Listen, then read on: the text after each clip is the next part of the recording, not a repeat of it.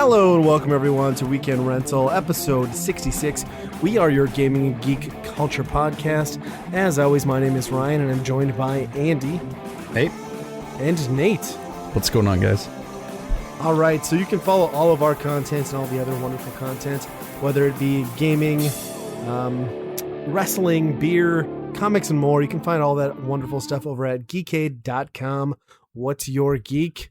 Let's kick things off with our opening segment, which is Buy, Rent, Burn. If you're new to the show, what we do is we all pick a game for a given system. This episode, the Super Nintendo. We'll play the games that we've all picked individually and then decide which of them we would personally buy, rent, or burn. Let's go through the list. Andy has gone with X-Kaliber 2097. Nate has gone with Phantom 2040. And I've selected Pitfall. So we will kick things off talking about Andy's game here. X-Kaliber 2097. We're going to read a little description. According to GameFAQs, this one had some weird words in it, if I recall from reading it earlier. So here we go. Description: X-Kaliber 2097. A dark night in the times of 2097. The Neo New York Special Forces have been decimated. Only 2 agents remain. Slash, armed with an extraordinary talismanic sword, and Alex, his beautiful partner. But Alex has been taken captive by Raptor, a tyrannical warlord on a quest for world domination. Slash must slice his way through an army of foot soldiers, shape-shifting morphs, and patrolling cyberdynes to rescue his partner. Impossible, if not for the interdimensional capabilities of Slash's sword, the X-Kaliber. Oh, so is it the same X-Kaliber from King Arthur? I think they're implying it. Yeah. Sure. Okay. I mean, the guy's taken his name from it as well. I mean, that if he's living his whole identity based on a sword, it's got to be a pretty special sword too. But it's a pretty satisfying sword in all fairness. It's got a nice reach to it. Gives a nice cutting action. I wish I could say that. My wife too, probably. Yeah, I wasn't really sure what you're talking about here. If you're talking about an actual sword, nice girth, interdimensional girth. Love that handle. It's a hilt. Yeah, this game it's just an action hack and slash.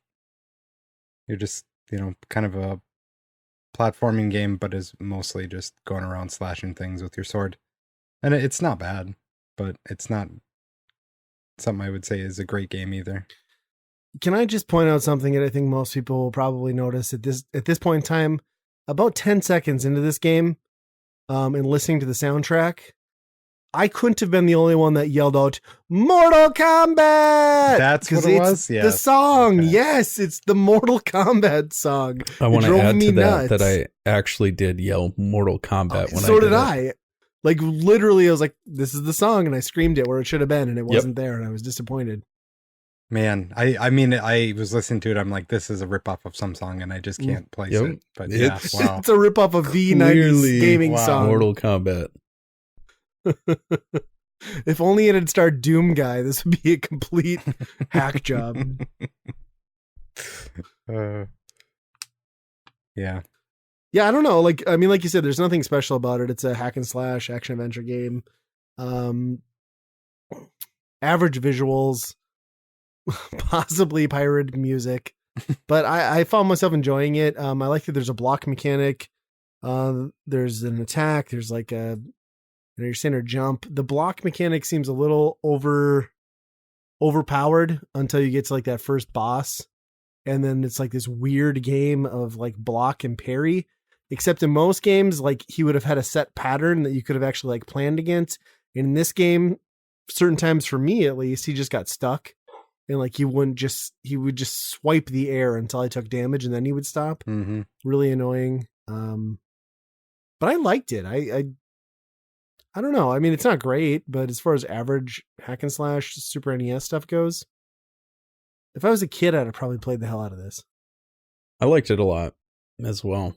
I think it's a game that gives you a lot of different moves and controls. So it makes you, I don't know, it just makes you play the game a little bit different. There are a lot of hack and slashes that you just kill people all the way through, but when you have to like parry and block and actually use real moves, quote unquote, it makes it a little more interesting, a little more complicated. The bosses were really weird though. Yeah, definitely the boss. Was the first boss the guy that like slowly walked out? Yeah, shirtless guy, and he just like randomly slashed at air. Like there was no patterning to it, not in a way that made sense, which was very odd. The whole time when I was pressing, like I was trying to press start to get this guy moving faster or something so I can get fighting because he's shuffling across the screen. And I paused the game and I don't remember hearing it pause or anything like that. And I was just like sitting, like now he's not moving and I can't move. What's going on? And it turns out I paused the game. But I think the visuals are pretty good. I feel like I really liked them. This was a fun game. Yeah, I mean, it was pretty satisfying, I gotta say. And like about the time that this game would have come out, I would have been very into Highlander the series. So this definitely would have been my jam. This is Highlander. Yeah, this is Highlander. So, I'd have been pretty into this back in the day. I'm kind of surprised I hadn't heard of it. And it's a relatively inexpensive game, like $10-15. So yeah, worth picking up for sure. Had you played it at all before, Andy, or like how did you? Okay, I was just I actually thought it would be a shooter, but when I saw the name, but yeah, not bad at all. I kind of enjoyed it. Should we talk about our next game here? This is Nate's pick, Phantom 2040. Description: you are the Phantom, searching for the evil Rebecca Madison in the vast city of Metrovia. And as head of Maximum Inc., she will stop at nothing to fulfill her twisted plans to control the world unless you can overpower her. Vicious bosses and hordes of... Sorry if you guys hear my cats in the background.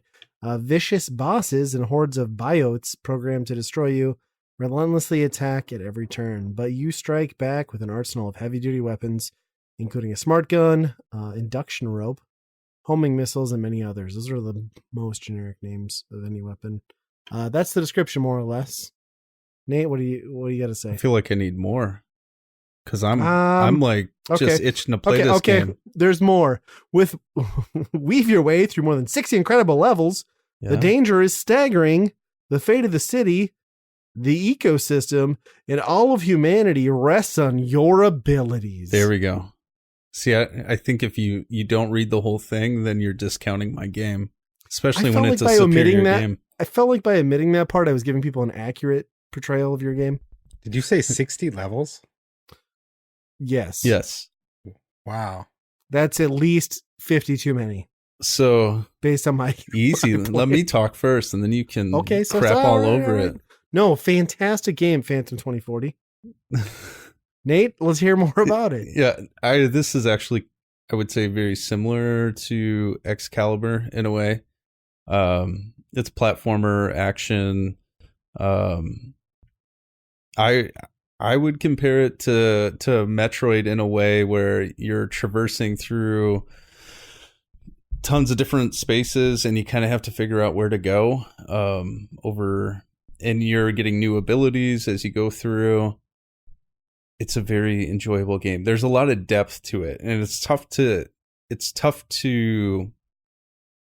determine if this game's good or bad in the context that we play these games. So we're not throwing hours and hours into these games. I would agree that it's comparable to Metroid in the fact that you can walk left or right and jump. I would argue that it's not difficult to determine whether this is a quality or poor game based on the amount of time that we're given to play these. And you are right.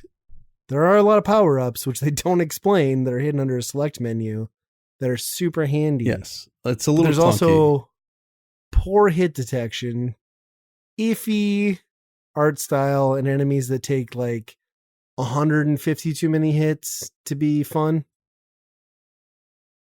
I mean, I did like shooting the guy to be like a crippled nub and then like hucking him off the screen. I thought that was kind of satisfying in a very morbid way.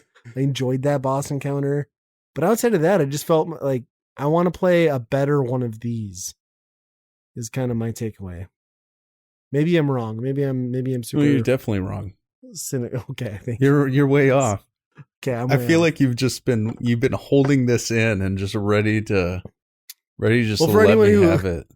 For anyone who's listening, they wouldn't know, but we are a little bit off of our recording schedule. So I've had a few more days to really digest my thoughts on this game that I normally would have. And they've all gone the route that is not boding well for Nate's pick, I guess. Of course. Because it's my pick. It has nothing to do with that. It's a bad game.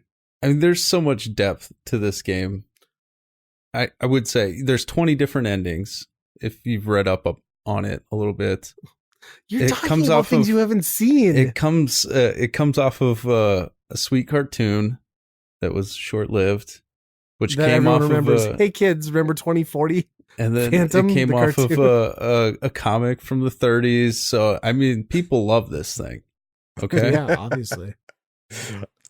I've never heard of him. Yeah, I haven't either. Thank you, Andy. Thank you for chiming in. I appreciate that. I did enjoy the game though. Hey, guns on. are out. I couldn't hear you. I think you said you enjoyed it. It's Ryan, did you hear that? Guns are better than swords. Oh no, I disagree.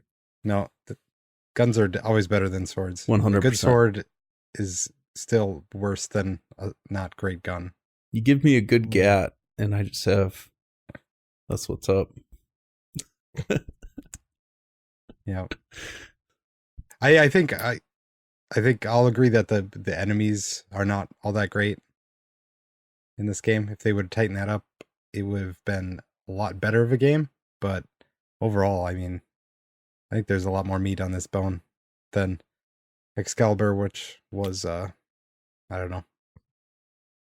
Fantastic. Pretty straightforward. Mm. Not a lot of depth. I mean, outside of a man in a purple unitard, what wasn't straightforward about this in terms of action games on the Super Nintendo? You could pick a level. That's cool.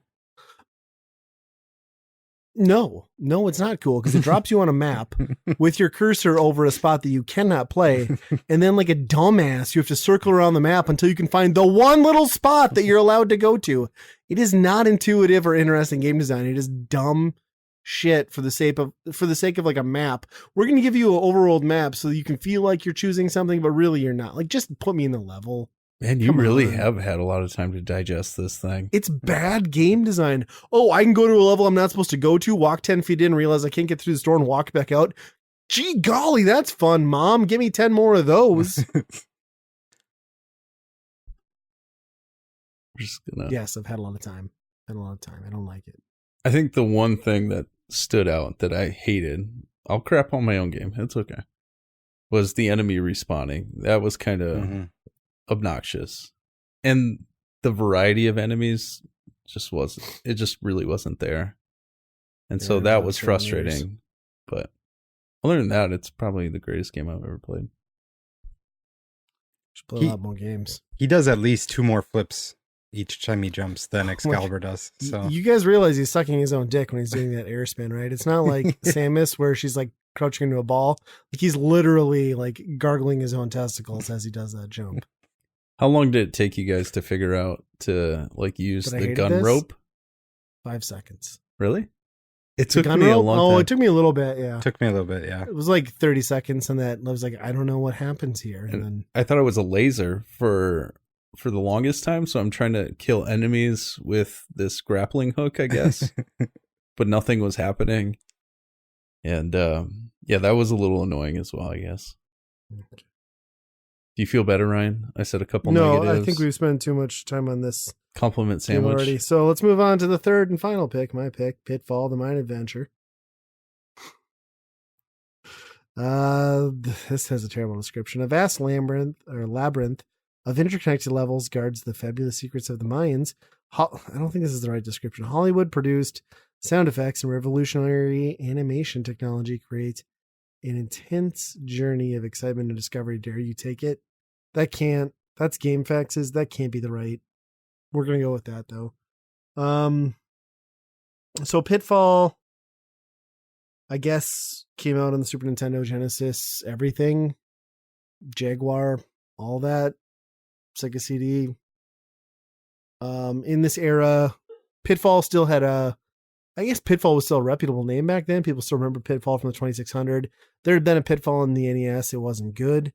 And this was really like when 16-bit platformers were at their peak. So they really put a lot of effort into making this game pay homage to, I guess, the original game, even though there's really not much to pay homage to because it's like a vine, an alligator, a pit, and like like that.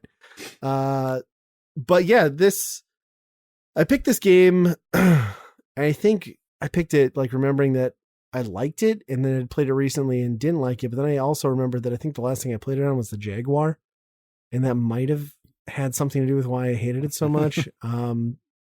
Playing it on the Super Nintendo, the visuals are very good. The animations are excellent. Sound effects are fine, if not better than average. But what I've always thought about this game and what I remember back in the day is like, keep in mind, this is a game with very large sprites, at least your main character. It's a 4:3 resolution. This isn't 16:9. So the screen was very tight already. And it's very difficult to see what's coming up. It's kind of like a trial by error. And then the animation style of like lush detailed jungles also hides a lot of the things you need to see to progress through the game. So there's really no way to get through a level without failing quite a few times. Maybe not dying, but going back and starting over to get there. It controlled better than I remembered.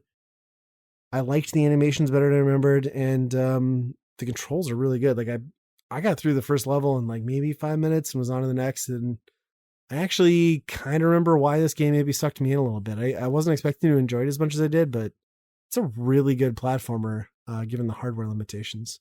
If you're willing to overlook the fact that some of the ambition in like level design and graphics maybe hinder you more than help you. Yeah, it's definitely subpar. I'm just kidding. No, this is by far like the best Pitfall game. I love the animations, like the running animation and just that movement. It is very different on the Super Nintendo. There weren't a lot of games doing that quite yet. And I really it kind of, I don't know, did Aladdin come before or after? They've been close. I guess I couldn't Yeah, say. I mean, it's just similar animation style, similar movements, you know, with you get a lot of like bounciness in the run and stuff like that. But yeah, it's a really good game. I would agree, like the background, you know, the lush kind of jungle hides a lot, which is kind of frustrating, but I think it's a really solid game. Andy, what do you think? Yeah, I agree. I mean, the animations are definitely the thing that stands out right away. And you're going to have some quick deaths right away, sure. But once you learn the patterns of certain things, get through it, find the way out, it's a lot of fun. I had this game when I was a kid on the Sega. Nice. So I played it quite a bit on there, and I'm trying to remember if there's any differences or not. It doesn't seem like there's a ton, maybe. I just I will forever love that like weird like spiral vine that you just like spin your guy around. Like that's the cool. Best animation in any game. I could just do that for like an hour and it'd be okay. When you fall into a pit, does he give you the thumbs up as he's sinking? Oh, I never fell into one, maybe. Yeah, I felt like felt like as he's going down, he's doing like thumbs up, like it's okay, like I'm dying, everyone. Don't cry. It's like the Terminator. Yeah. Yeah. I mean, for sure that's like its detriment, right? Like they were going for a visual showpiece, not like a enjoyable or controllable game. I mean, they somehow kind of stumbled across those two things, but it was definitely a visual priority as far as, and I guess like maybe, you know, in a world where this came out kind of later in the life cycle, like where you had Donkey Kong Land or Donkey Kong Country, like maybe that was the thing, right? Like you had to have something that knocked people's socks off because the next gen was coming, but I feel like there could have been more done to make it a better platformer. I feel like the animation and graphics are crisper than Donkey Kong. Not the second one, but the first one for sure. Donkey Kong Country. I feel like there's this weird haze over that game that I don't know. Yeah, it's like a fluid, like sprite driven game instead of like the 3D recording. Right. Yeah. This game has much more like an exploration feel to it too.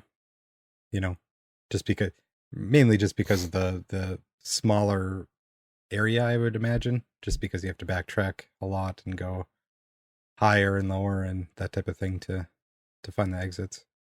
Mm-hmm. Yeah, it's interesting. It's interesting that even at that time they could dust off like the Pitfall name and people were still, because let's be honest, like when we were kids, I don't know about you guys, but I for sure was like, oh, a new Pitfall, this is going to be the big deal. And then they kept doing that over like, I think there was one on the PlayStation, which was awful. I don't know. There was probably one in like the Wii PlayStation 2 era. I don't know. There's one on the Wii, I know. Yeah, they really ran that dry. They tried to kickstart it in like 5 years ago. Oof. Poor David Crane. Yeah. Doesn't deserve to be done like that.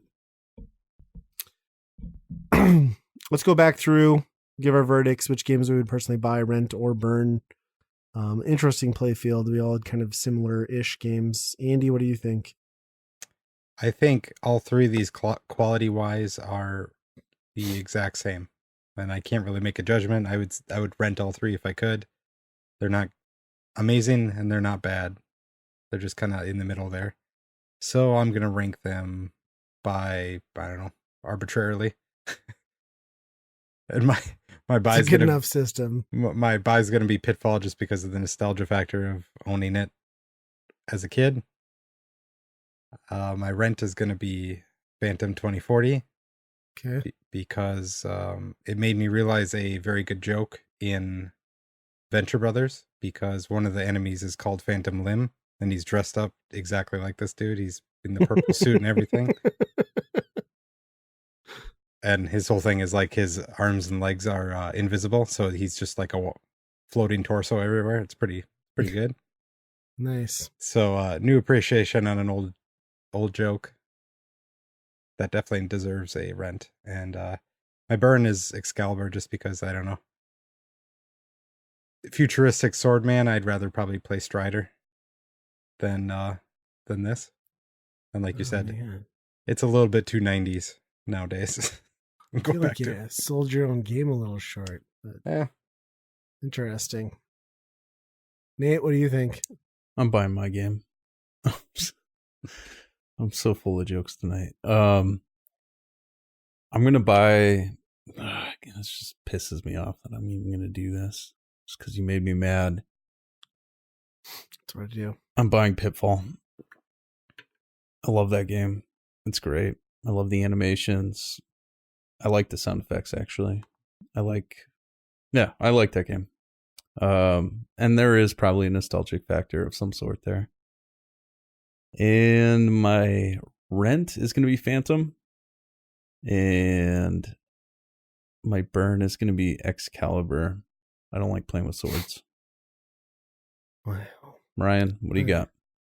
I surprisingly, I'm also going to buy Pitfall. I threw it on the list as like the throwaway game because I did play it recently again. I mean, I loved it as a kid, but I played it recently, like 2 years ago, and just was like, what the hell was I thinking? And then playing it again and like figuring out the mechanics.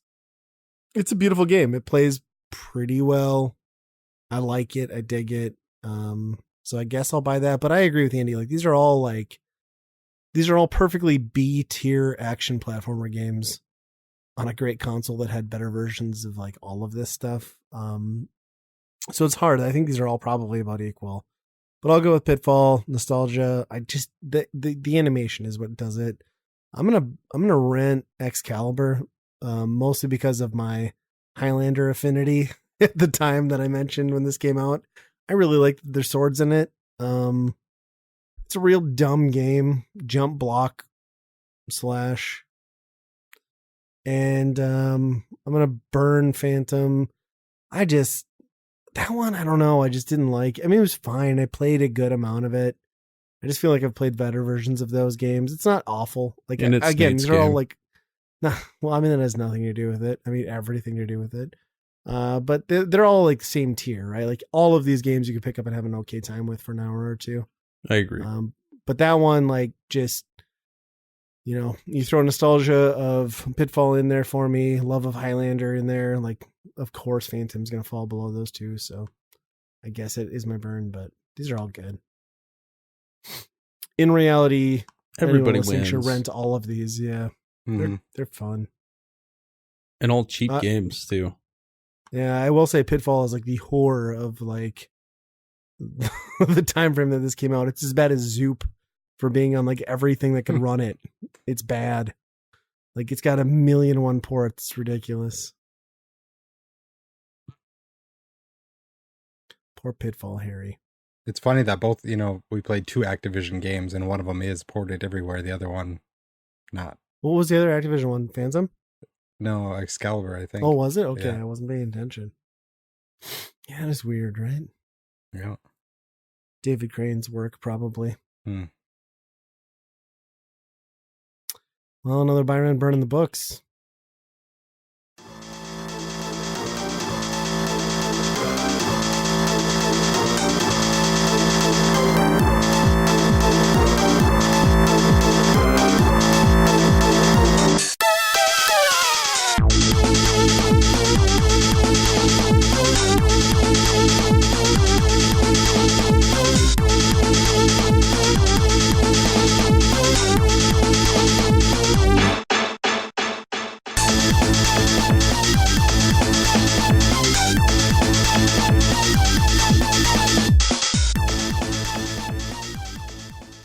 All right, let's move past Byron and Burn. I just want to take a moment, just let you guys know that I'm not okay. What's wrong, And Ryan? that teenagers scare the living shit out of me. Teenagers? Teenagers. Okay. Hey, Because I'm talking about the My Chemical Romance Reunion North America tour. Nobody cares, but I got tickets, and it's sold out in 6 hours. is it Cool. are the teenagers into that anymore or no? No, but the 40-year-olds are, because we bought out all their shows very quickly, and I get to go, and I'm excited. Is there like at what point does it become more of like a teenage angst emo depression? More to like a midlife crisis?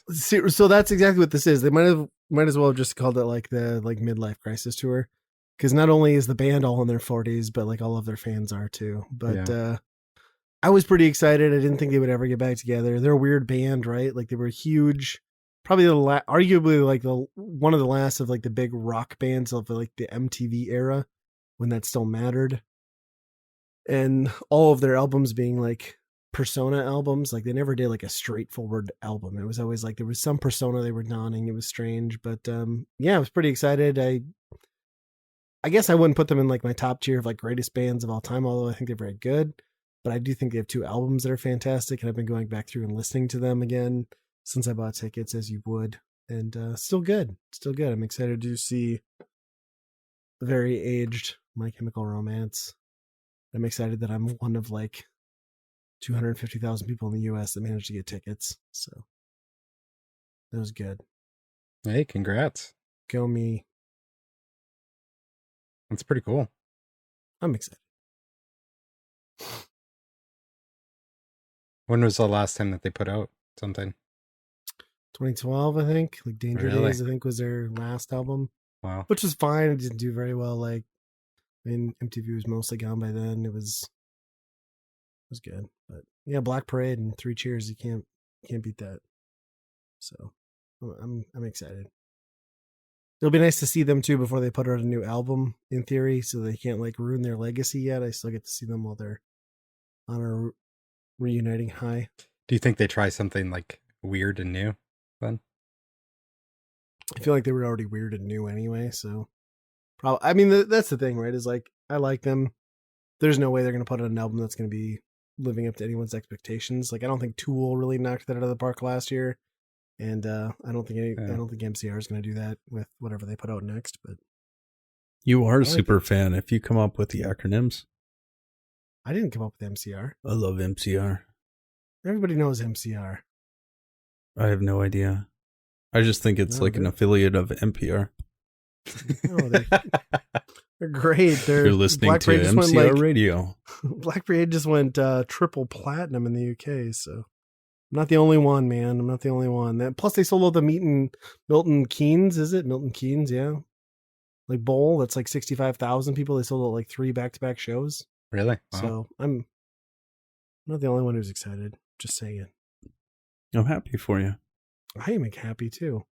I'm surprised you had enough energy to purchase the tickets post 50% off sale. Yeah. So we trekked down to Sioux Falls, South Dakota for our annual 50% off sale. And I think you were mistaking annual for anal. Our 50% anal sale. Okay. Just that happens more than once a year. No, that's that's not just a once a year thing. The quarterly. Right. So we woke up at I don't know. I think Ryan got to my house at 5:15. Yep. We picked up Andy in Wapaton. Andy smoked a deer just for and good he measure. smoked a deer on his way there. Fuck you! I got games to buy deer. Get out of my way. You were the happiest guy I've ever met. Like post deer hitting. Yeah, like, I thought we pulled up to the parking lot. He just gets out of the car laughing like that motherfucker. I'm gonna buy these games anyway. Yeah, and then we cruised down to Watertown to pick up our friend Brandon, friend of the show. And no, I guess we could just go friend Brandon. Yes, just friend. And just we enjoyed Sioux Falls with a crazy sale. I would say wasn't the best sale that we've had. I mean, there was a lot of stuff. There was a lot of people, which was kind of annoying. Well, so the problem is like the store we go to is like games, movies, books, vinyl, and CDs. And like in years past, they had always broken those up over one weekend, over a month. In the last 2 years, they've been like, nope, all of that stuff is 50% off on the same day. So like every collector from every corner of those things comes out, and it's just nuts. This year was super nuts. Yeah, I feel like this is the worst year.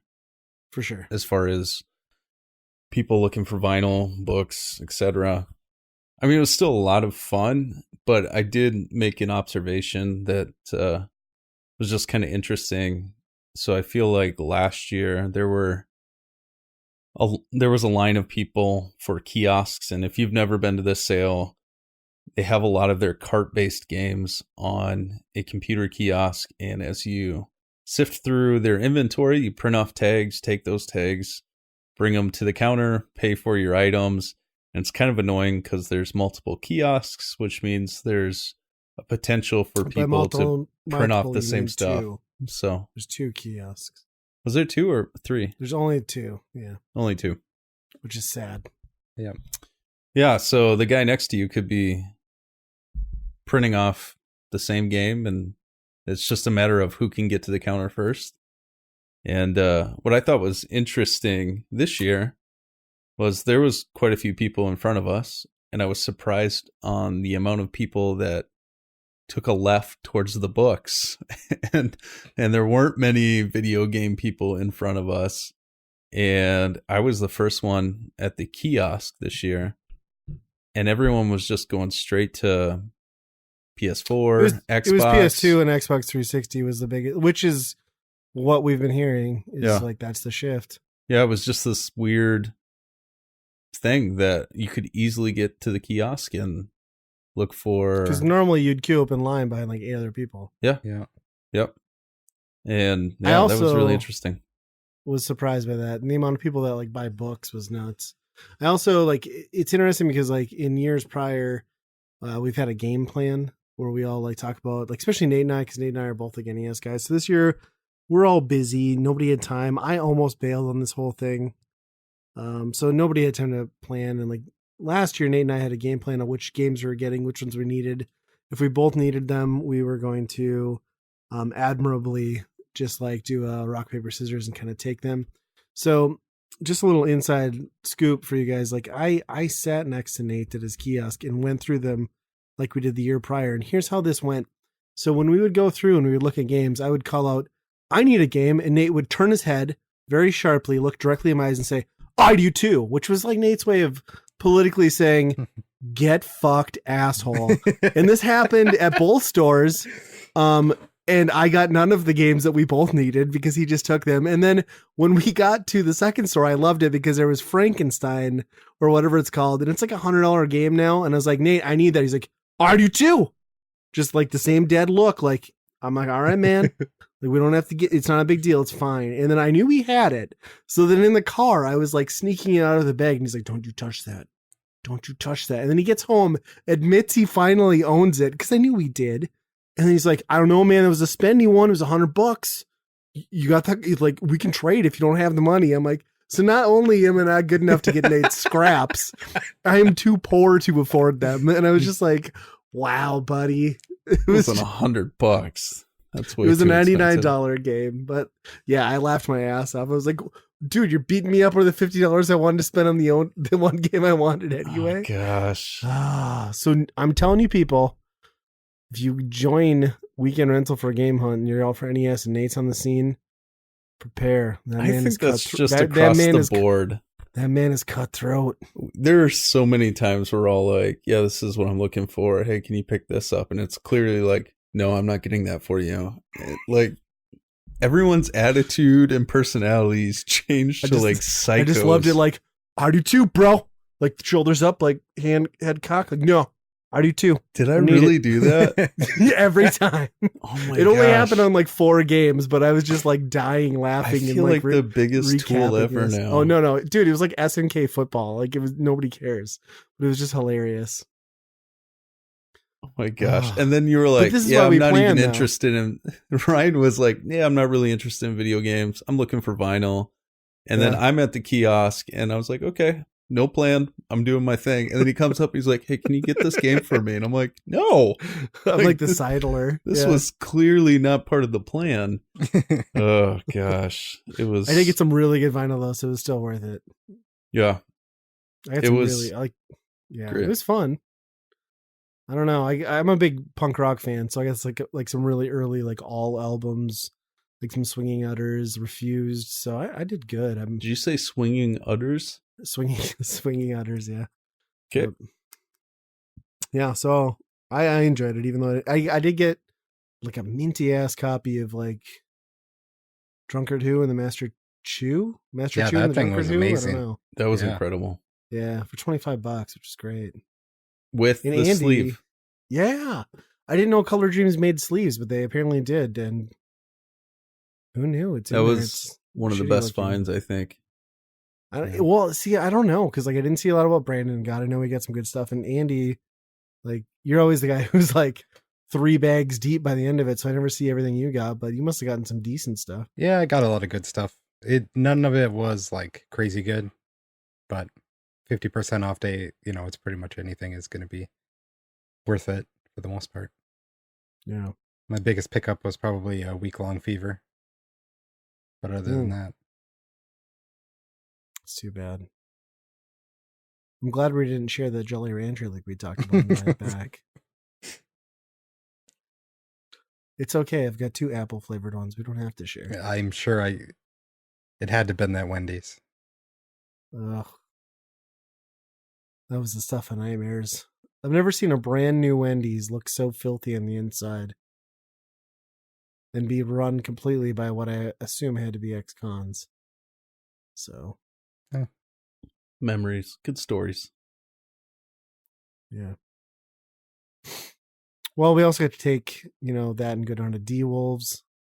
which is a gem of a store in Iowa City, which we have to take Nate to, which is Sioux just kind City. of like, oh, yeah, it's not Iowa City. You're right, dear. Sioux City. Which, gosh, that's an amazing store.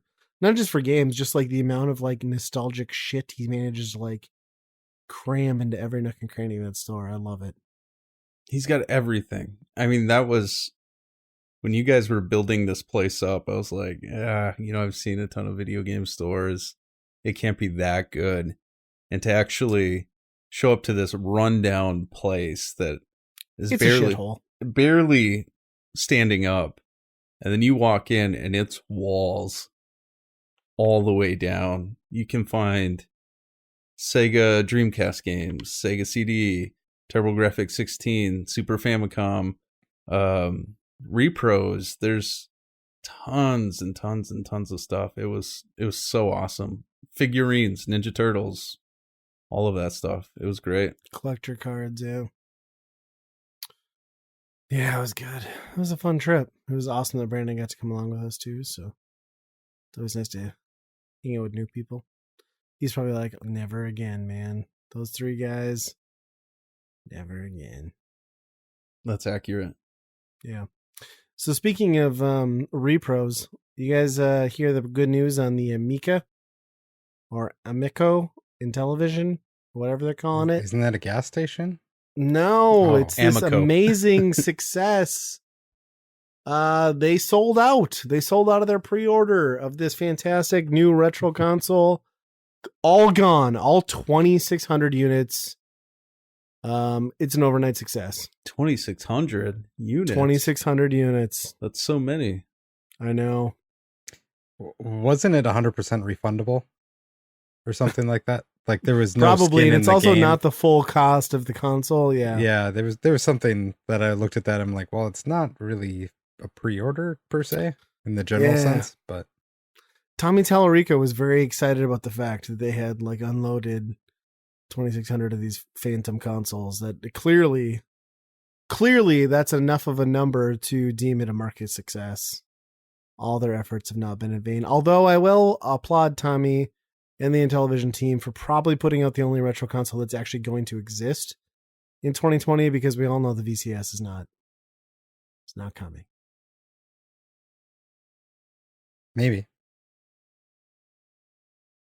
maybe. That's optimistic. Well, they might show up in their hotels. That's about it. Oh, how did we forget about the hotels? 8 destination hotels across the United States will be opening up, Atari branded, because they are going to feature e-gaming hubs, VR, and online game dens, which are all the things that Atari is known about and known for in the gaming industry. Certainly not archaic. I was going to hardware. ask, like, what VR are they using? Are they just like hooking up PS4s to the wall or what? Yeah, so the best part is like the company that has teamed up with them to build these hotels paid them $600,000 and is giving them 5% of profit. So basically, Wow. Atari is just siphoning money off of like these poor assholes who can't possibly make this work. Because who looks at Atari and is like, yes, that's... I think there's some quote too, like, it will be... everyone wants to know what it's like to step inside of an Atari. I'm like, no, I don't. And what would that look like? Dusty. Yes, vacant, black.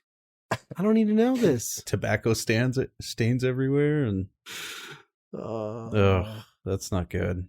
And just the mock-ups at the outside of these hotel buildings with like that draping like Atari logo from the 70s.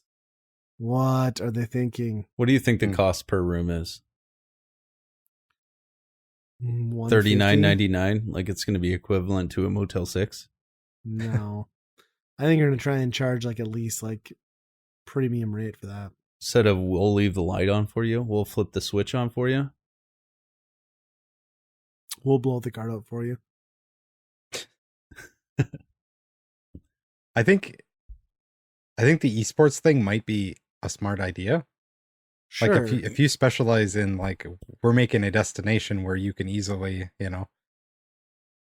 schedule a esports tournament, and have lodging and all that right there. But there's just like no brand recognition between that and Atari, which Oh blows my no, mind. no. But I agree with you. The concept of that makes sense. But tying it to Atari does not. I don't know. They say ground's breaking this year on the first one.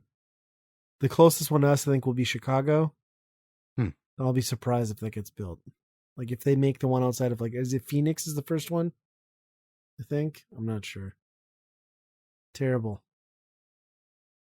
Well, when we go to MGC, that's the hotel we'll stay in, hour and a half away, just to be in the Atari room. Good plan. Do they call it the 5200 suite? The doorknob doesn't work. It just like jiggles loose. But it's big. It's You can put a 6-pack in it.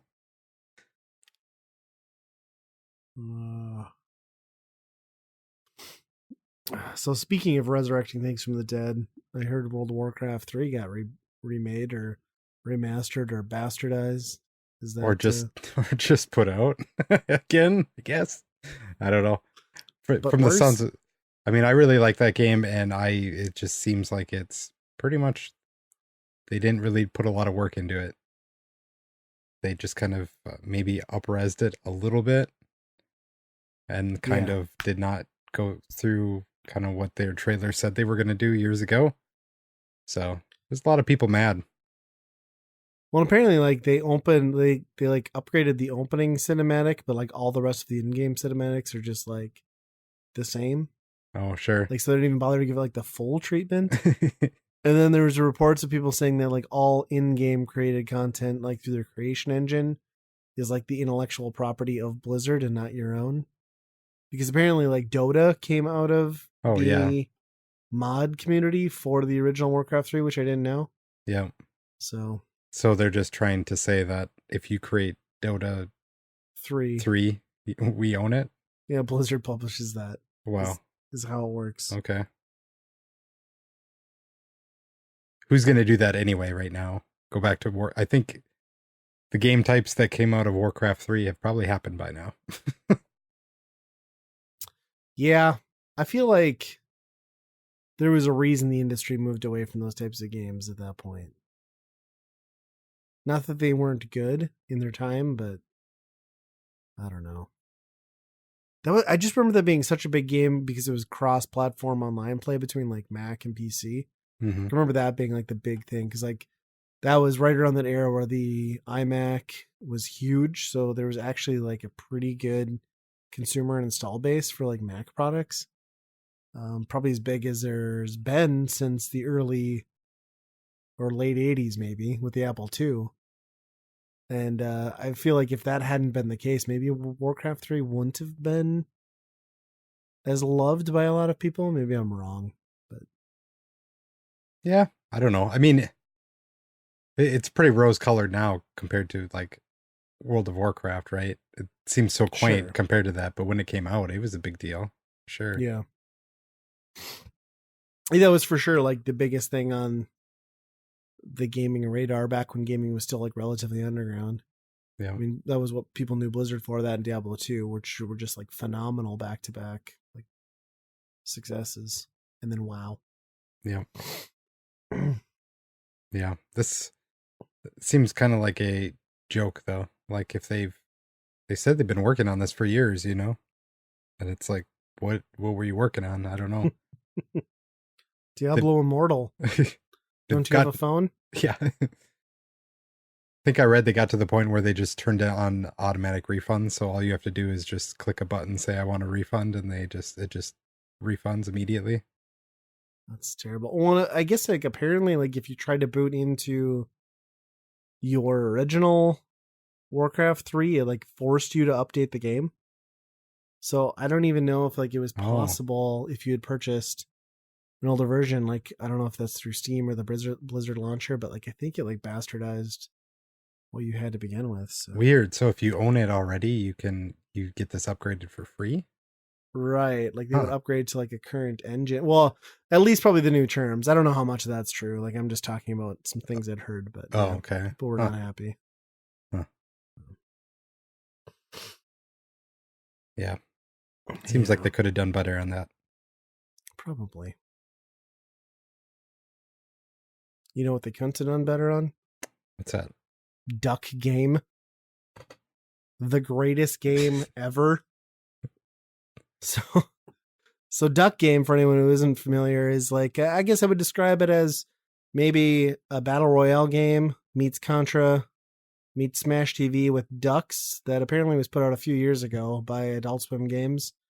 It came into my household through the humble Australian wildlife fundraiser thing. You bought a bunch of games that were all Australian based. $25. All the proceeds went to the fire. So I got it on PC. It quickly took over my house. I now own it on PS4 and Switch, and it continues to take over my house. And it might be the best like family couch co-op murder duck game simulator in existence. I mean, there's a quack button. It just makes you quack. That's ingenuity. And that's The game is before excellent. Untitled Goose Game. Yeah, Oh, yeah, that's that. right. Goose Game would not exist were it not for Duck Game. Yeah, I played that for the first time, or you introduced it to me. We were Yes. playing, I guess PS4. PS4 or PS Share or whatever it is. They would do the share play because apparently like the online is broke with PS4 version. I don't know why, but Yeah, that was. I mean, it wasn't to my advantage by any No, no. means. I was lagging so bad playing that game, but it's just one that, man, you just laugh so hard as you play through. Like Ryan, you were like killing me and then picking me up and then quacking or something like that, and yeah. you're laughing like wouldn't stop. My And new so- my new jam is to teabag and quack at the same time. I find that very effective to humiliate people. And you're running like you're grabbing all these weapons. So if you never played the game, there's this map with weapons everywhere, and there are some levels where there's just like one weapon in between you, and you're both running after the weapon. Whoever gets it, it might be a sword or whatever, or you run and it's just a Nerf gun and nothing happens. Or my I mean- favorite, the one where it's only the guns that like tie you up in Ziploc bags. Then you have to grab that person and throw them in a molten lava pit. Yeah. That's satisfying. I mean, it's over the top, but it is like you would look at the game and say, "Oh, this is just a 10-minute game," and hours go by playing it, and you're like, "Oh, we just threw 2 hours into this high-paced, ridiculous game." Yeah.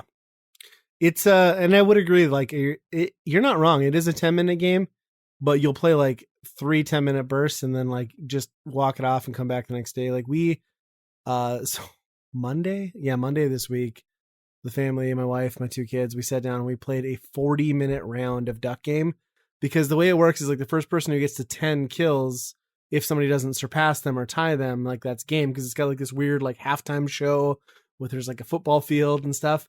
It took the 4 of us 10 rounds for someone to make it, because we'd killed each other. If you can simultaneously kill each other, there's not always a victor. Like if everybody dies too close, or people like headshot each other.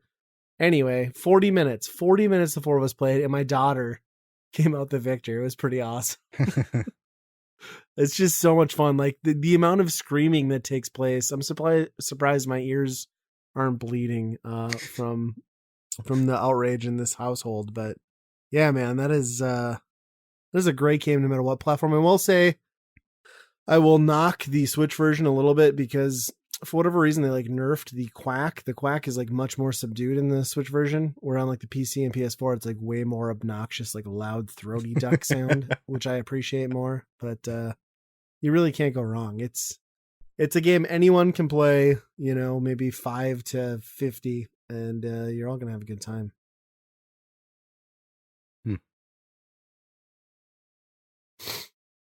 And ducks are assholes. That's facts.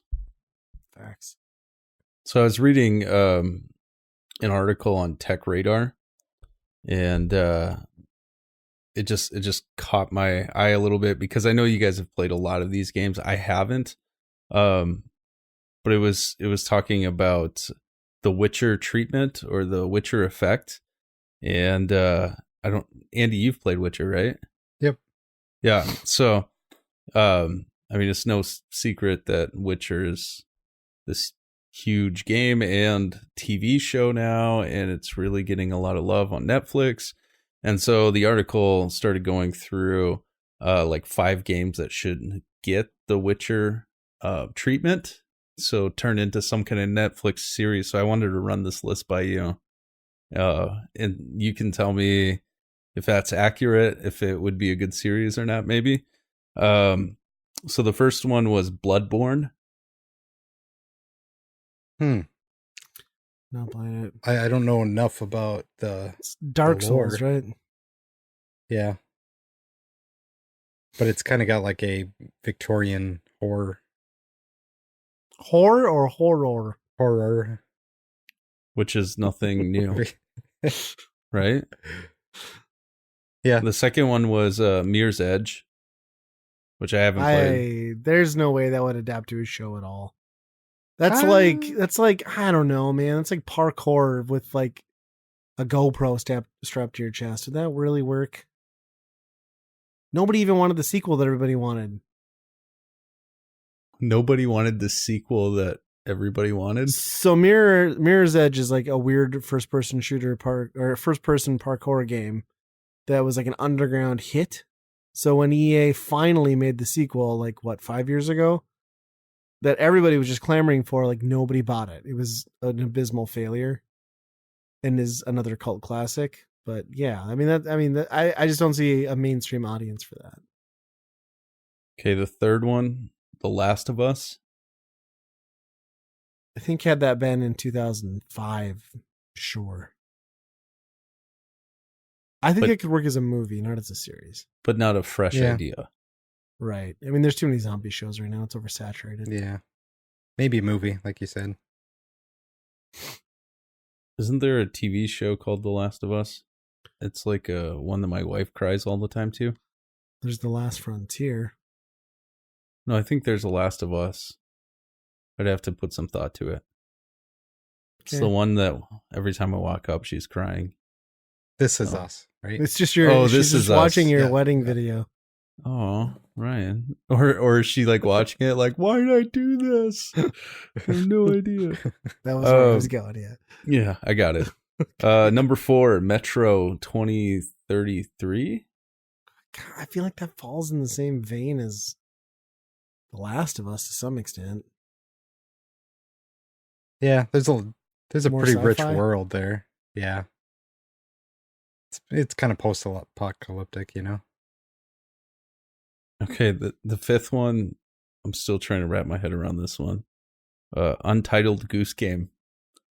Yes.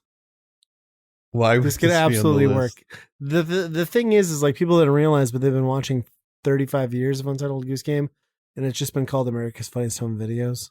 And it hasn't always featured a goose. Just But- Bob Saget. Yeah, pretty much. So if we just had Bob Saget's like weird voice that he does in each. I'm a working goose. Yeah, it totally work. So if you could pick one game for the Witcher treatment, Space Pirates. Space Pirates. Space Pirates from the 3DO, yep. Okay. And Laser Active. American Laser Active knew what they were doing. What about Phantom on the Super Nintendo? Oh, boy. Oh, That's a good they could do it. Just deep sigh. I would really, to be honest, I would really like to watch Kojima make anything feature film length Metal Gear related. Not because I think it would be good, but because I think it would be so bad that it would be great. It would be strange. Uh-huh. Extremely strange. He can make anything. It doesn't have to be even Metal Gear. Just Kojima, whatever. I'm surprised they haven't had like a Metal Gear movie. That is kind of surprising to me. Just because you have the character, you have some weird backstory. I don't know. It'd be tough to rein him in on a movie when you only have like an hour and a half or 2 hours. Because he always gets down those rabbit holes where he spends like 40 minutes on something so like detailed that has nothing of consequence on the story at all, you know? Yeah. It'd just be tough to rein him in on a succinct story. I think Zelda, you could pick any number of the Zeldas and actually make a pretty decent show out of it. Oh, I'd have a hard time watching that. I would be so nervous. They would. I mean, just like I'm sure they Mario would mess game. it up. They have every opportunity to mess it up for sure. But Right. Yeah, I just don't picture that being a good situation. Taking like one of my favorite games, be like, yeah, we're gonna make Breath of the Wild movie. I don't know if that would be. I don't think you can capture that in motion picture. I don't know. yeah, I mean, well, it's the toughest part is Link isn't. I mean, outside of Breath of the Wild, he really hasn't been much of a character anyway, right? Wasn't the game about Zelda? Isn't he the main character? I mean, that's debatable, I guess, but I think just everybody lost their mind. yeah. To this day, people still like make that like that mess up of Zelda and Link, and people lose their mind, and people are doing it on purpose.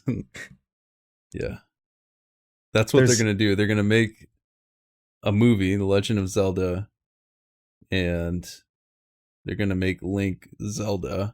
Yeah, because they didn't really do any studying on that, and then yeah, the world's gonna lose their mind. There's no princess. There's no nothing. Right, because nobody knows what the princess is. They just know Zelda is this guy that walks around the map. Sounds like a great movie to me. You'd watch it.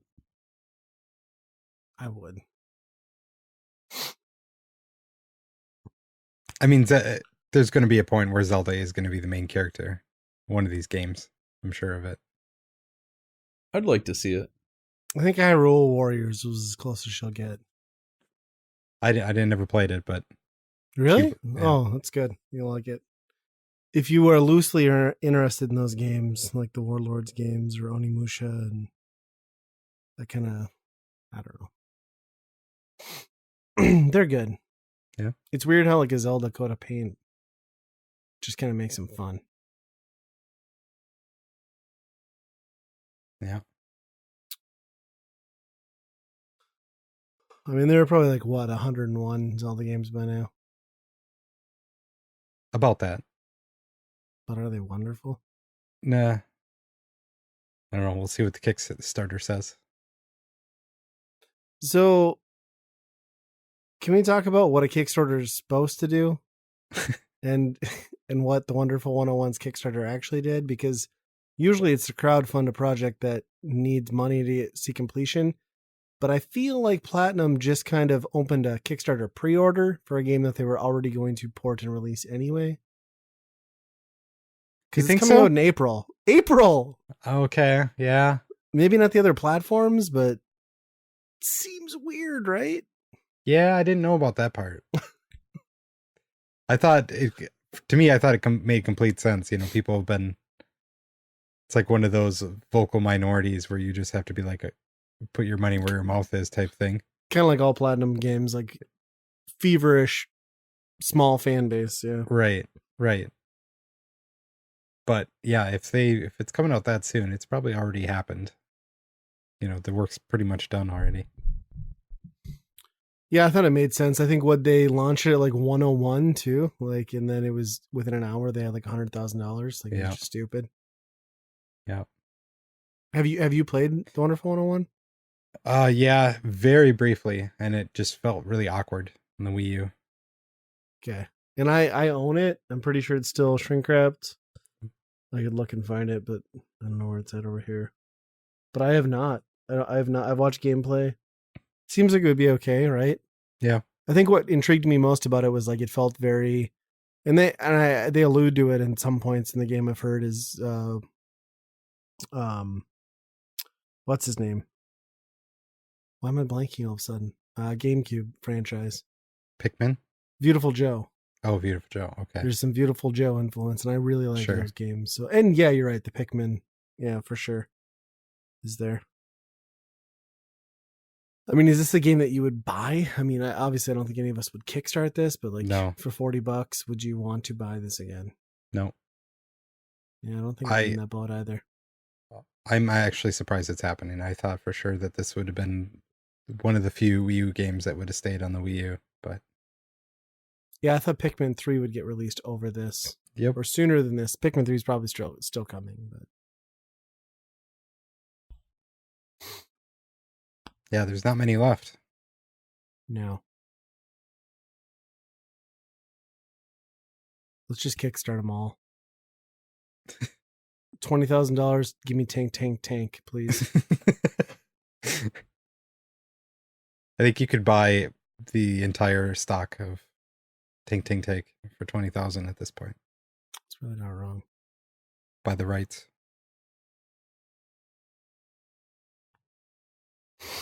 Yeah, I don't know.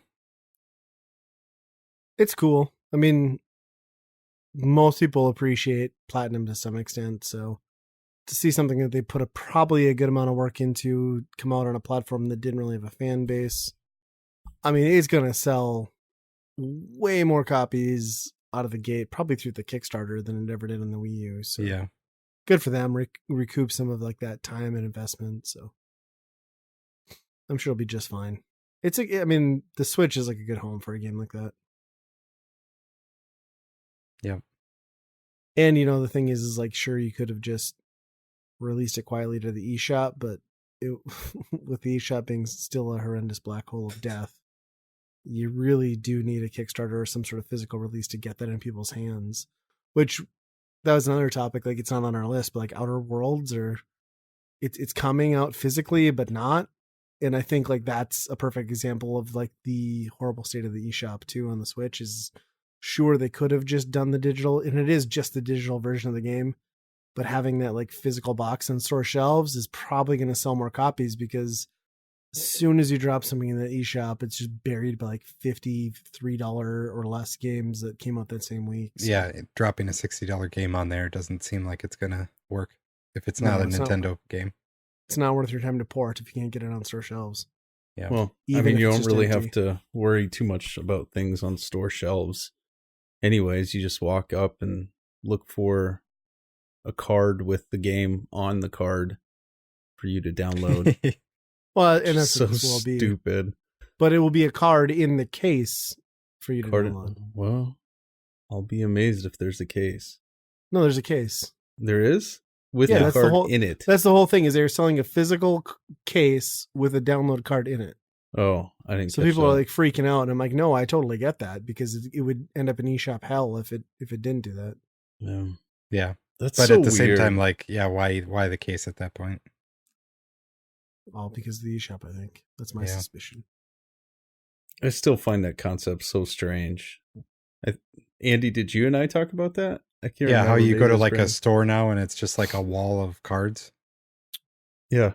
And I'll take that game. Although you can just buy it online anyway. So I find that less weird than like Best Buy's like selection of weird Xbox games that are like micro cases that are like the size of a cassette that looks like a replica version of the actual Xbox game case, and then it has a card in it. I'm like, why is that better than just a card? I don't understand. Why do you need the card though? Because you're one of those people online. Because you're one of those people who doesn't trust going online and purchase things with a card because the interwebs. So you go and pay cash for the physical card. It's for grandmas, basically, Nate. Okay. It's for grandmas. Well, it's confusing me now. It's all right. When I go into a store and say, "Do you have this game?" and the guy walks up and points to a card, I kind of What game did this happen for? Well, no, I'm sure it's going to happen, is what I'm saying. Well, yeah, in 5 years, there won't be a GameStop. There probably won't be much at Target or Walmart. I'm going to go to Best Buy and, "Do you have this game?" And the guy is just going to walk right by the physical copies and he's going to say, "You just need this card. That's all you need." To me, it just doesn't make sense for the retailer. Like, what kind of margin are they making on that? I guess. But what are they making on that card? Probably nothing. Right. And then you're dedicating like 12 square feet of aisle space. It's true. But maybe they Do you don't think have there to will put be- money into it. Like they don't Do you have think an there'll be a initial future bond. state someday where you and I, or the three of us, are going to like a 50% off sale? And instead of thumbing through games, we're just flipping through like download cards? Think about that. Oh my gosh. Think about that. That's the retro scene in 2050, my friends. Oh. I There- quit then. There is a Marvel vs. Capcom 2 for PS3. Was just a confusing. card. Was just a digital card in a box, but the box is collectible. So there you go. Interesting. It's a wacky world we live in.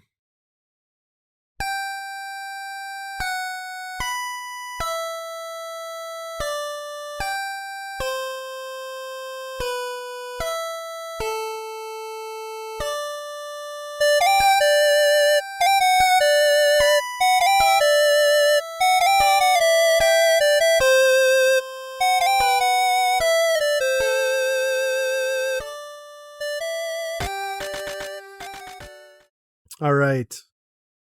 Let's finish the show out. Let's go back to, it's been a while since we've done this. Some good old fashioned video game trivia via the ultimate video game trivia card game.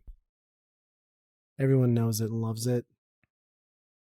Let's see who's better, Andy. And to or catch you up, Nate. I have 20 some points. Andy, 1-ish. I To must get- have gotten one at some point. Yeah, and to catch everyone up, Nate is a habitual liar about scores on trivia Catch games. you up. I hate Ryan now. Right. Well, we know who I'm voting for. Which game in the Gex series was the first to be a 3D title? Gex 3D. Nope. Oh, Oh. Gex 3? Just Nope. 3? Huh. It had the sweet, Is it just 2? no. It's got a colon title, Gex colon. He's in a suit. Yeah. 007. That would be theft, but no. It is Gex Enter the Gecko. Oh, yeah. That's what I was Oh. gonna say. This one's dumb, but you guys will get it probably. Replacing Tiger Woods, which golfer became the new title athlete of the PGA Tour video game series in 2015?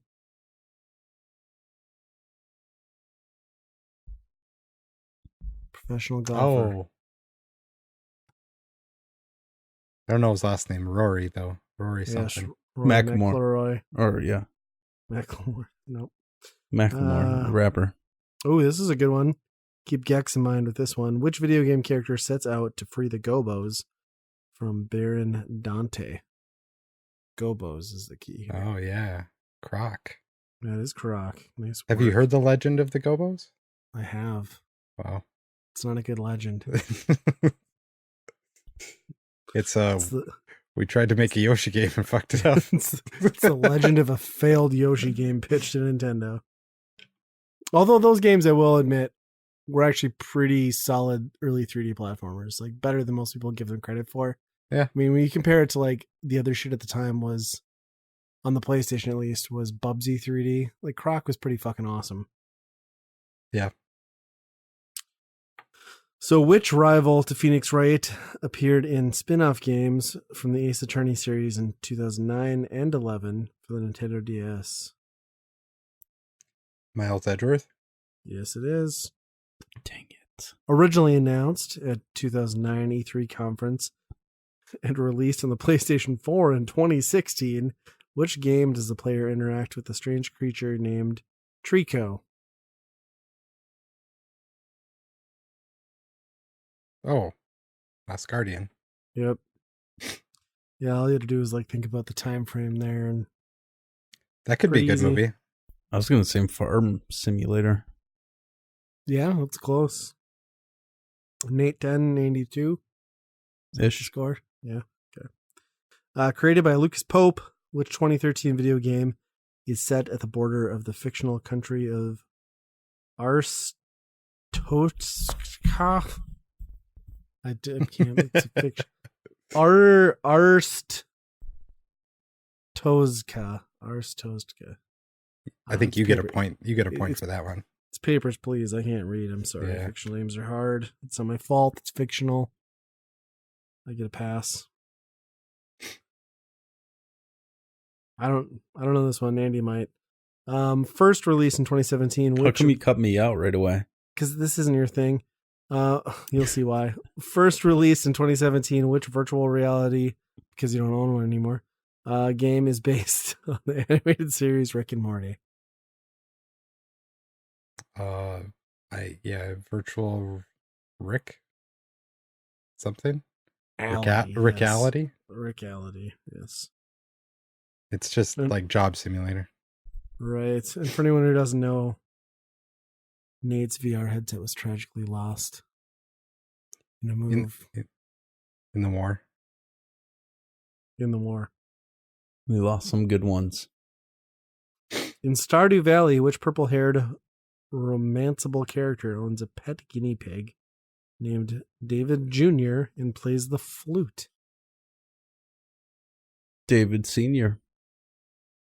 Wrong. Dang it. These are all games I've never played. Same here. My wife might know that, but not me. It is Abigail. Oh, yeah. I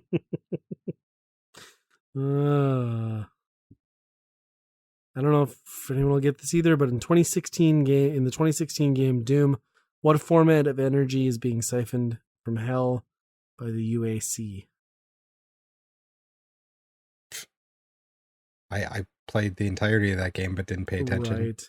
Yeah, the lore of 2016 Doom, I don't think it was anyone was there for, but it is apparently Argent Energy because the story in that game somehow was relevant. I don't know. Yeah, I thought the whole joke was that you weren't supposed to pay attention to it. Right. If you know Doom guy, you're good. Yeah. Boy, there's some hard ones in here. Hold on. In the 2007 game Crackdown, how many agility orbs are there to collect? 4. I know only because I sought out to collect them all. 360. It is 500. That is a good guess, though. So close. It was a good guess. And that was the actual game within the game, was just jumping around collecting orbs. I had way more fun doing that than playing Crackdown. I was within 400. You were close. In Rocket League, scoring a goal whilst upside down is classified as what type of goal? Bicycle kick. Well, that's... Yeah, okay. Not quite. Turtle goal. I'm assuming there's a trophy tied to that. Chun-Li, the Street Fighter series regular, is primarily associated with which basic fighting move? Speed kick. Kicking. I'll give it to you. Chun-Li is my girl. You're a leg guy, huh? I am a leg guy. Especially when they move that fast. He's a bondage guy. Kick me harder, please. In online gaming, what does the acronym MOBA mean? MOBA? MOBA. Oh, MOB. MOBA. Multiplayer online battle arena? Yep, you nailed it. Ding, ding, ding. Great Actor job, Bruce Andy. Willis provided his likeness and voice for which 1998 game? Come on. Apocalypse. Yes, it was Apocalypse. It wasn't bad, to be honest. It was all right. It wasn't great. Is that the first time that it was a real actor? Like a major celeb did like a voice or like a skin and voice. Yeah, possibly. Outside of like lifting it from like samples from movies. Yeah. There might be some PC adventure games or something that might predate it. Sure. But yeah. I don't think there's anything where like a major like A-lister though did start to finish the character. Yeah. It was, I mean, really, and it hasn't happened again since. It's like Not on that scale. Apocalypse and Cyberpunk 2077. Like, went right from Bruce Willis to Keanu 30 years later. So, amazing stuff. What was the name of the DJ in Burnout Paradise? Oh. Atomica? I remember this. Yeah. Yep. That is correct. Can hear the For some reason, Ravine when I now. think DJ Atomica, I think Jet Set Radio Future and Jet Set Radio. But what was his name? Was it not? That can't be it. No. Well, I was gonna say I remember him from SSX maybe, but could be. Yeah, I don't know. Yeah, I don't know. Which 2018 video game does the player character Madeline try to climb a mountain despite being hindered by a dark version of herself?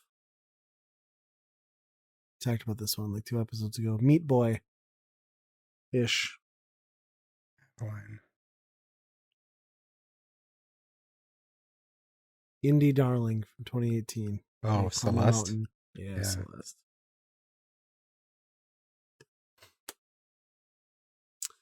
In the MMORPG game World of Warcraft, who takes over as Arthas from Arthas as the new Lynch King? Oh God, nobody's gonna know this. Bolvar Fordragon is the answer. Oh, Nate, liven up. What is the name of Cuphead's brother? Mugman. Good job. Yes. Everybody finally, gets guys. One. Everyone In the gets Lemmings, one. what color hair do the Lemmings have? Green. Wow, good job. You're on a roll. Ooh. Because it's games I've heard of. This one's leaving a gaping hole in Nate's sad little collection. Which peripheral for the Nintendo Entertainment System allowed for up to 4-player gameplay on the console? Fourscore. Yeah, if you were a real NES collector, you'd have one. I'm going to roundhouse kick you. What was the first 3D game in the Bomberman video game series? This one's kind of easy. What was that again? First 3D Bomberman game. Bomberman 64. Yeah. Huh. That is. Oh, I love. I just want to be clear. I'm on a roll right nobody's now. gonna get this, but I highly endorse and recommend this game. I got Developed by Ubisoft Montpellier and released in 2014, which puzzle game explores the intertwining lives of 4 playable characters against the setting of the First World War? Oh, is that the Valiant Hearts? Valiant Hearts: The Great War. It is a much better like set piece of like opposing views of people impacted by the war than it is a game, but yes, I love that game. I've always meant to get back to it. Yeah. I played It's through never it in too a single late. sitting. I think you can get it on the Switch. Like, I think you can get that, like Valiant Hearts and like, is it like Child of Light? It's like some weird combo that's like packaged together. I don't know. PT was a playable teaser for which canceled video game? Andy, come on. Silent Hills? Yeah, that's right. You got the S on there. That's correct. Side-scrolling beat-em-up game Castle Crashers supported how many cooperative players? 4. 4, yes, that is correct. That was a great guess. I never understood that, how that got so popular, that game. I think it was because it was a 4-player online cooperative game Yeah. in the early days of the 360 shop. I think that was kind of, I mean, not that it's bad, but I'm with you. It's surprising. Handsome Jack first appears in which video game?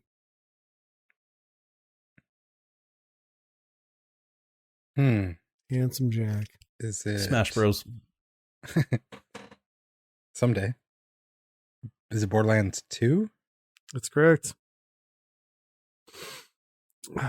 In which game series might you play as Harry Tipper Sergeant Cortez or a giant gingerbread man?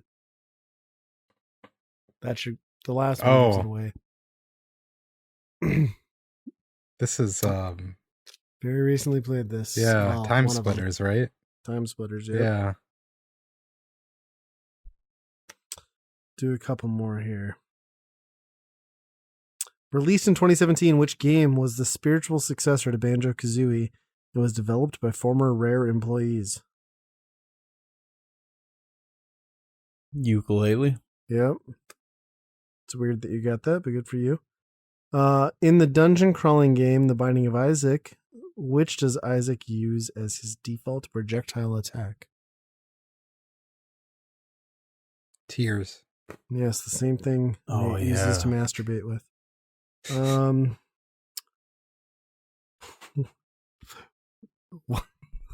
What is the tagline of the 2016 game Super Hot, referencing the game's central mechanic and its innovative take on the first-person shooter genre? Finish him. I would have said Super Hot because I just yelled that at you at that game. But apparently it is time moves only when you move. Huh. Which is true, but they don't scream that at me every time I finish a level, so do like two more here. All right, which 2010 Xbox 360 game by Remedy Entertainment is set in the small town of Bright Falls? Oh, Alan Wake. Yes. Okay, this is a really good one. I'll accept first names only. It says what are the full names. We're going to be generous. What are the names of the three playable characters from Grand Theft Auto 5? I'll just take full names. If you can get the, I'll just take first. If you can get the full, that's Sean. no. Man. Jake Wan. Three of them. Michael. Yep. Trevor. Yep. And I cannot remember the last guy's name. Oh Tim. boy, that's racist. It's Oh. Franklin, but yeah, he's the Franklin, most forgettable yes. character because his storyline kind of peters off within the first like third of that game, more or less. They really hammer Franklin's story into you early on, but yes, That's true. Then it kind of turns into Trevor messing up Michael's the life. Trevor and Michael show. Yeah, Yeah. there you go. Tears, nature's lubricant. Nate, would you take us out? I can't after that. Oh, that's crazy. We appreciate you listening to this podcast. Make sure that you're checking us out on our social medias, on Twitter as well as Facebook. There's a lot happening there, of course, on YouTube as well. You can find all things Weekend Rental at weekendpodcast.com as well as geekade.com. And as always, be kind. Rewind. Bread's done. Quack. Why are there tears on my banana?